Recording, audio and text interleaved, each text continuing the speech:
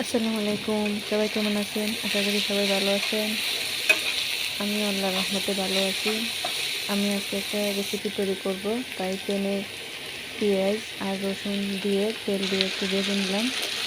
এখন এই যে থানকুনি পাতা ভালো করে ধুয়ে কুচি করে নিয়ে দিয়ে দিলাম। এখন নেড়ে চেড়ে ভেজে নেব। আস্তে আস্তে ভাজতে হবে, বেশি চুলার হিট বেশি দেওয়া যাবে না, তাহলে পুড়ে যাবে। আমি এখানে হলুদ গুঁড়ো দিতে ভুলে গেছিলাম, স্প্রেড করে হয়ে গেছে। এখন আমি হলুদ গুঁড়ো দিয়ে দিচ্ছি। দিয়ে এই যে হলুদ গুঁড়োটা দিলে কালারটা একটু সুন্দর আসে, না দিলেও চলবে, কিন্তু দিলে কালারটা একটু দেখতে ভালো লাগে।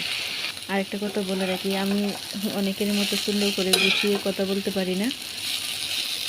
আমি যেমন তেমনই কথা বলি, তাই ভুল ত্রুটি হলে আপনারা সংশোধন করে দিবেন। এর পর্যায়ে কিন্তু আমি লবণ দেই নাই, কারণ লবণ দিলে পানি ছেড়ে দিবে। আমি ভাজি করে নেব, তারপর লবণ দেব। ভাজা হয়ে গেলে পরে লবণ দিয়ে দেব। এখন কিন্তু আমি লবণ দিচ্ছি না, ভালো করে ভেজে নিচ্ছি। দেখেন কীরকম কালার ধরছে। হিট বেশি দিলে কিন্তু পুড়ে যাবে। এই যে আমি লবণ দিয়ে দিলাম। এখন আমি লবণ দিয়েছি। তেলে আগে প্রথমেই ভেজে রেখেছিলাম শুকনো মরিচ, 5-6টা শুকনো মরিচ এখন ভেঙে দিয়ে দেব।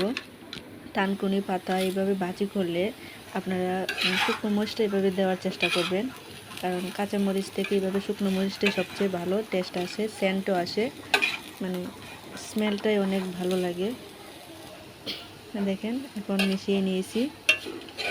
আরও একটু ভেজে নেব।